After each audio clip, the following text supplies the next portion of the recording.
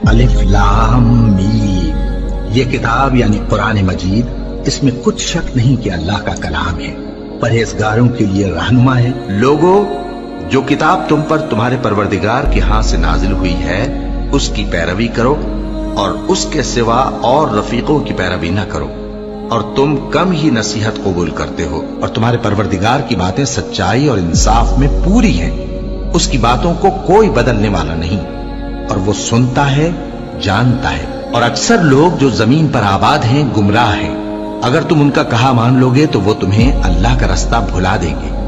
یہ محض گمان کے پیچھے چلتے اور نرے اٹکل کے تیر چلاتے ہیں۔ تمہارا پروردگار ان لوگوں کو خوب جانتا ہے جو اس کے رستے سے بھٹکے ہوئے ہیں، اور ان سے بھی خوب واقف ہے جو رستے پر چل رہے ہیں۔ بھلا یہ قرآن میں غور کیوں نہیں کرتے؟ اگر یہ اللہ کے سوا کسی اور کا کلام ہوتا تو اس میں وہ بہت سا اختلاف پاتے۔ اور اے پیغمبر صلی اللہ علیہ وآلہ وسلم، وحی کے پڑھنے کے لیے اپنی زبان کو تیز تیز حرکت نہ دیا کرو کہ اس کو جلد سیکھ لو۔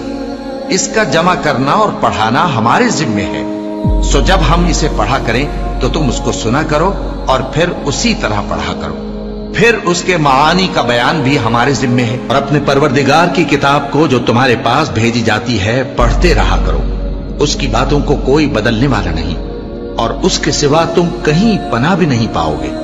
اور جو لوگ صبح و شام اپنے پروردگار کو پکارتے اور اس کی خوشنودی کے طالب ہیں، ان کے ساتھ صبر کرتے رہو، اور تمہاری نگاہیں ان میں سے گزر کر اور طرف نہ دوڑے کہ تم دنیاوی زندگی کی رونقوں کے خواستگار ہو جاؤ۔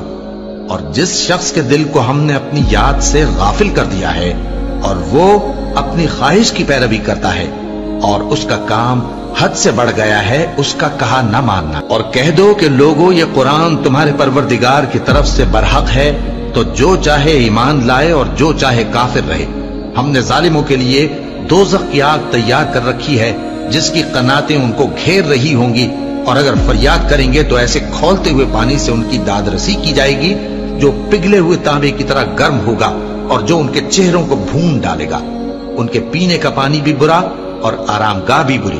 بے شک یہ کتاب نصیحت ہم ہی نے اتاری ہے، اور یقیناً ہم اس کے نگہبان ہیں۔